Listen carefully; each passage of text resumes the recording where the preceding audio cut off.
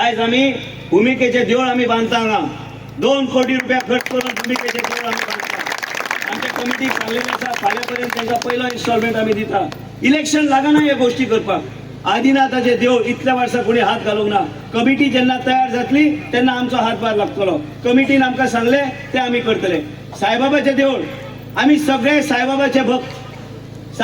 बाबाचे देवळा कडेन गेल्यार ते इतल्या वर्सां तशेंच आहा. पयर हांव गेल्लो मिटींग घेवपाक. हांवें तांकां सांगलें की आमी जी फंडाच्या माध्यमांतल्यान गार्डन आमी डेव्हलप करून आमी ते देवळ आमी कंप्लीट करून आयज गांवच्या लोकांच्या हातींतल्यान कळस चडोवपाचो प्रयत्न तुम्ही वयर करा आणि ह्या तरेचो आशिर्वाद ह्या गांवांत लोकांक गावतलो. विचार करा जेन्ना देवस्थान व्यवस्थित चलता. कांय कडेन आमच्याच मतदारसंघात लोक देवस्थानूच बंद उडयता. आज माझ्या स्वताच्या घरान अभिषेक घातल्या शिवाय वचना. पयर बी हांवें भाशणांत सांगलें इन्फंट जिजसाचे चर्च जे गोवा वेल्ले आसा ते चर्च हांवूच सांबाळटा. इन्फंट जिजस जेन्ना देंवयता तेन्ना म्हाज्या हातीनूच दिता पयलीं.